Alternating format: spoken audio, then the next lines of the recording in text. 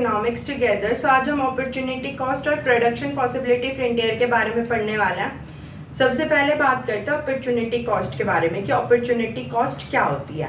Opportunity cost is the cost of the next best alternative foregone. मतलब अगर आपके पास दो ऑप्शंस हैं तो उसमें से आप बेस्ट वाला ले लेते हो और जो सेकंड वाला रह जाता है वो आपकी अपॉर्चुनिटी कॉस्ट है। एक एग्जांपल से क्लियर करते हैं। आपके पास दो जॉब ऑफर्स हैं, एक बैंक में है 50,000 सैलरी पर और एक है एक किसी फैक्ट्री में से जिसकी सैलरी जो आपको सैलरी ऑफर कर रहे हैं 60,000। सो 60,000 वाला ऑफर जो है वो बेस्ट है, वो लेने के लिए आप 50,000 वाला छोड़ देते हो। तो फैक्ट्री में वर्क करने की आपकी अपॉर्चुनिटी कॉस्ट होएगी ₹50,000। बेस्ट लेने के लिए जो आपने छोड़ दिया वो आपकी अपॉर्चुनिटी कॉस्ट है।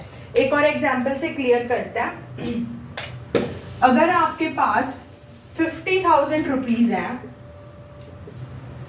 उनमें से आप क्या तो एलईडी ले सकते हो या आप लैपटॉप ले सकते हो। सो यहाँ पे मुझे अपने लिए एलईडी बेस्ट लगी तो मैंने एलईडी खरीद ली। तो एलईडी को खरीदने की अपॉर्चुनिटी कॉस्ट लैपटॉप हुआ। कैसे? बेस्ट लेने के लिए जो रह गया वो अपॉर्चुनिटी कॉस्ट है। आई होप ये टॉपिक क्लियर हो गया। अब बात करते हैं नेक्स्ट प्रोडक्शन पॉसिबिलिटी फ्रंटियर के बारे में। जैसे कि हमें पता है कि हमारे रिसोर्सेज जो है वो स्केयर है, लेकिन हमारी वांट्स बहुत ज़्यादा है। तो चाहे हम अपने जो स्केयर रिसोर्सेज हैं उन्हें कितने ही बेस्ट वे में यूज़ कर ले, लेकिन हम अपनी जो प्रोडक्शन है वो एक लिमिट के बाद बढ़ा नहीं सकते हैं। तो हमें गुड्स और सर्विसेज के बीच में चूज करना पड़ता है कि भाई कौन सा गुड या सर्विस हमारी वांट को ज़्यादा सेटिस्फाई कर रहा है। तो जो अलग अलग कॉम्बिनेशंस बनाए जाते हैं उन गुड्स और सर्विसेज की प्रोडक्शन को, उसे प्रोडक्शन पॉसिबिलिटी शेड्यूल कहते हैं। और जब वो production possibility schedule graphically represent करा जाता है तो उसे प्रोडक्शन पॉसिबिलिटी फ्रंटियर कहते हैं। जैसे कि यहाँ पे डेफिनेशन देखें तो production possibility frontier graphical representation है पॉसिबल कॉम्बिनेशन की ऑफ टू गुड्स जो बनाए जा सकते हैं गिवन रिसोर्सेज और टेक्नोलॉजी से। यहाँ पे हमने सिर्फ टू गुड्स इसलिए लिए हैं ताकि हम इजीली अंडरस्टैंड कर सकें। अब प्रोडक्शन पॉसिबिलिटी फ्रंटियर को और भी बहुत नामों से जाना जाता है, जैसे कि production possibility curve, production possibility boundary, transformation boundary, transformation curve और ट्रांसफॉर्मेशन फ्रंटियर। अब जब हम प्रोडक्शन पॉसिबिलिटी फ्रंटियर बना रहे थे तो हमने कुछ अजम्पशंस ली। सबसे पहली अजम्पशंस क्या ली कि भाई रिसोर्सेज जो है वो फिक्स्ड है, मतलब रिसोर्सेज जो हैं उनकी अमाउंट हमारी इकोनॉमी में फिक्स्ड है या हमारे रिसोर्सेज स्केयर हैं, बात वही है। दूसरा पॉइंट ये है only two goods can be produce, सिर्फ दो गुड्स प्रोड्यूस करे जा सकते हैं। ये अजम्पशन इसलिए ली गई ताकि हम इजीली समझ सके हमारी इकोनॉमी को। फिर आता है कि जो रिसोर्सेज हैं वो एकदम अच्छे से बेस्ट वे में यूटिलाइज किए जा रहे हैं। फोर्थ अजम्पशन ये है कि resources are not equally efficient in production of all goods. मतलब जैसे हम दो गुड्स प्रोड्यूस कर रहे हैं तो जो रिसोर्स है वो दोनों को प्रोड्यूस करने में सेम एफिशिएंसी नहीं रखता है। मतलब जो रिसोर्स हम यूज कर रहे हैं वो एक गुड में अच्छे से काम कर सकता है और दूसरे गुड में वो थोड़ा लेस एफिशिएंटली काम कर सकता है। तो इसकी वजह से जब हम रिसोर्सेज एक गुड से दूसरे गुड में स्विच करेंगे तो जो हमारी प्रोडक्शन है उसके ऊपर भी असर पड़ेगा। फिफ्थ तो हमने अजम्पशन क्या ली कि जो टेक्नोलॉजी है वो हमने कांस्टेंट लिया। अब इसे हम एक शेड्यूल और ग्राफ की हेल्प से समझते हैं। सपोज करो हमारी इकोनॉमी में जो दो गुड्स थे वो एक गन है और एक बटर है और हमारे पास लिमिटेड रिसोर्सेज हैं। तो जो अलग अलग कॉम्बिनेशंस यहाँ पे बनाए जा सकते हैं वो A to G हैं। और जो ये पॉसिबल कॉम्बिनेशंस हैं ये जब टेबल की फॉर्म में शो किए जाते हैं तो हम इन्हें प्रोडक्शन पॉसिबिलिटी शेड्यूल कहते हैं। और जब भी यही प्रोडक्शन पॉसिबिलिटी शेड्यूल जो है वो ग्राफ की फॉर्म में आ जाता है तो उसे हम प्रोडक्शन पॉसिबिलिटी फ्रंटियर या पीपीएफ कहते हैं। तो AG जो है वो PPF कर्व हो गई हमारी। अब बात करते हैं कि अगर हम अपने जो सारे रिसोर्सेज हैं उन्हें हम टोटली गन्स की प्रोडक्शन में यूज करते हैं तो हम मैक्सिमम 21 बना सकते हैं A पॉइंट पे। अगर हम अपने जो सारे रिसोर्सेज हैं वो सिर्फ बटर की प्रोडक्शन में यूज करते हैं तो हम maximum 6 units of butter produce कर सकते हैं। क्योंकि हमारे रिसोर्सेज जो हैं वो इक्वली एफिशिएंट नहीं होते हैं हर गुड की प्रोडक्शन में। तो जब हम उन्हें एक गुड से दूसरे गुड में शिफ्ट करते हैं तो उनकी जो प्रोडक्शन होती है, प्रोडक्शन एफिशिएंसी होती है, वो कम हो जाती है। अब बात करते हैं मार्जिनल अपॉर्चुनिटी कॉस्ट के बारे में। मार्जिनल अपॉर्चुनिटी कॉस्ट क्या होता है कि एक एडिशनल यूनिट प्रोड्यूस करने के लिए हमें कितनी यूनिट सेक्रीफाइस करनी पड़ी। जैसे कि अगर हमें यहाँ पे हमारी बटर की प्रोडक्शन 0 हो रही थी, हमें एक बटर की यूनिट प्रोड्यूस करनी थी, तो हमें गन वाले से रिसोर्सेज निकालने पड़े। गन वाले से एक गन की प्रोडक्शन जब कम हो गई तो हमारा एक यूनिट बटर प्रोड्यूस हो गया। अगर वहीं पे हमें बटर की प्रोडक्शन और बढ़ानी है तो हमें गन की प्रोडक्शन में से रिसोर्सेज और ज़्यादा लेने पड़ेंगे। तो अब अगली बार हमें 2 यूनिट्स लेनी पड़ेंगी गन की यहाँ से। ऐसे यहाँ पे फिर ऐसे ऐसे ये जो नंबर है ये इंक्रीज होता जाएगा, क्योंकि हमारे रिसोर्सेज, ये नंबर इंक्रीज क्यों हो रहा है, क्योंकि हमारे रिसोर्सेज जो है वो इक्वली एफिशिएंट नहीं है उनकी प्रोडक्शन में। जो एमओसी है वो हमेशा इंक्रीजिंग रहेगी। अब बात करते हैं एमआरटी की। एमआरटी क्या होता है? एमआरटी है रेशियो ऑफ यूनिट्स सेक्रीफाइस्ड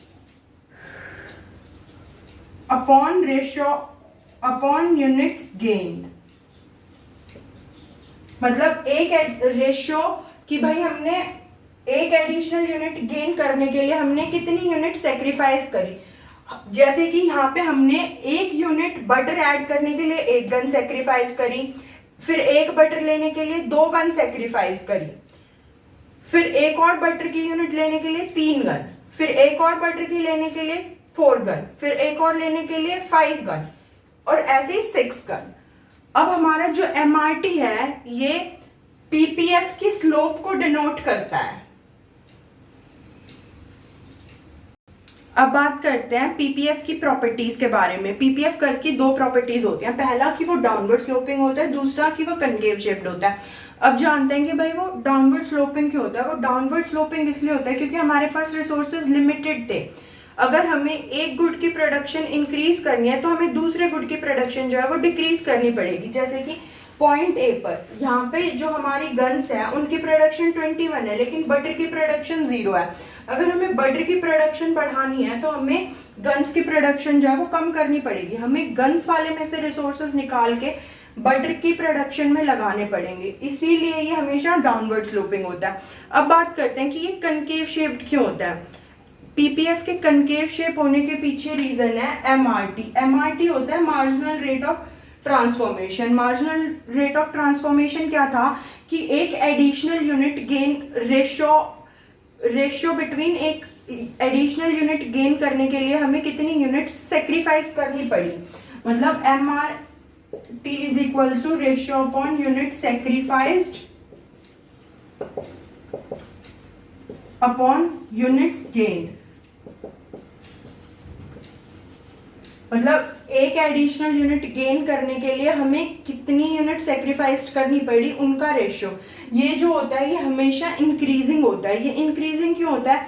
क्योंकि हमारे जो रिसोर्सेज हैं वो इक्वली एफिशिएंट नहीं है दोनों गुड्स की प्रोडक्शन में। अगर हम जैसे यहाँ पे देखें, यहाँ पर जब हम सारे रिसोर्सेज यहाँ पे लगा रहे थे तो वो 21 यूनिट प्रोड्यूस कर रहे थे, लेकिन जब हमने उन्हें बटर में शिफ्ट करा तो वो सिर्फ 6 यूनिट्स प्रोड्यूस कर रहे थे। तो हम यहाँ पे देख सकते हैं कि वो इक्वली एफिशिएंट नहीं थे, इसलिए जो हमारा एमआरटी होता है वो हमेशा इंक्रीजिंग होता है। अब बात करते हैं कि क्या हमेशा इकोनॉमी पीपीएफ कर्व के ऊपर जो पॉइंट्स है उन्हीं पे ऑपरेट करती है? नहीं, पीपीएफ कर्व जो है वो सिर्फ ये शो करता है कि कौन कौन से कॉम्बिनेशंस, बेस्ट पॉसिबल कॉम्बिनेशंस बनाए जा सकते हैं। अगर ये इकोनॉमी कहाँ पे ऑपरेट करती है, ये उस चीज़ पे डिपेंड करता है कि भाई हमारे रिसोर्सेज जो है वो कितने अच्छे से यूज़ किए जा रहे हैं। अगर इकोनॉमी ए, बी, सी या डी पॉइंट पे, मतलब जो हमारे रिसोर्सेज हैं वो फुल्ली और एफिशिएंटली यूज़ करे जा रहे हैं और ये उनके बेस्ट पॉसिबल कॉम्बिनेशंस है। अगर कोई पॉइंट है ई जो कि पीपीएफ कर्व के अंदर है तो हमारी इकोनॉमी ई पे भी ऑपरेट कर सकती है, लेकिन ई पॉइंट पे हमारे जो रिसोर्सेज होंगे वो फुल्ली यूटिलाइज नहीं होंगे, they will be under utilised.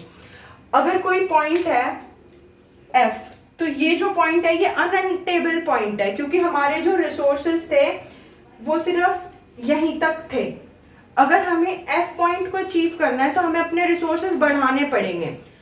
सो अगर ए बी सी डी और ई ये तो जो पॉइंट्स हैं ये अटेनेबल पॉइंट्स हैं, और एफ जो है वो हमारा अनअटेनेबल पॉइंट है।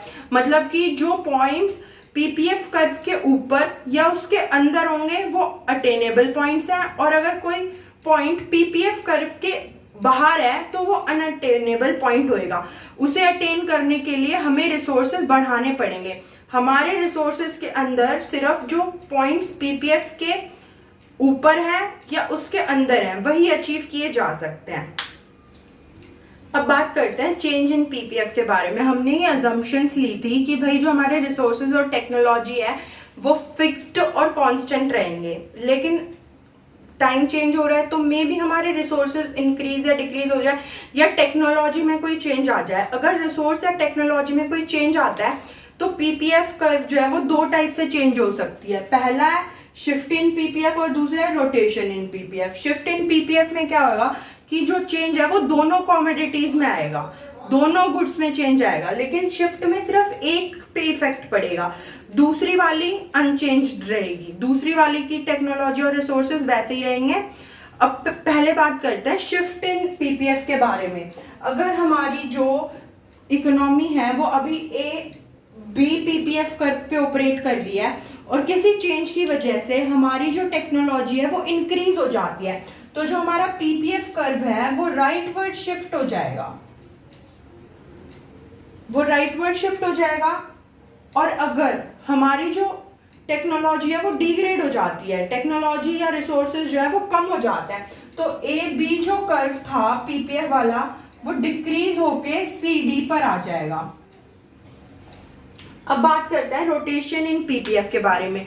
रोटेशन इन पीपीएफ मतलब एक कमोडिटी चेंज होगी सिर्फ। अगर जो एक्स पर कमोडिटी है उसमें चेंज आता है तो क्या इफेक्ट पड़ेगा। जैसे हमारे पास एक्स पर है बटर, अगर भाई बटर की टेक्नोलॉजी या रिसोर्सेज जो है वो इंक्रीज कर दिए जाते हैं तो जो अगर इंक्रीज हो रही है टेक्नोलॉजी तो जो नया कर्व बनेगा वो होगा BA1, और अगर टेक्नोलॉजी जो है वो डिक्रीज हो रही है तो जो नया कर्व बनेगा वो होगा B1A2।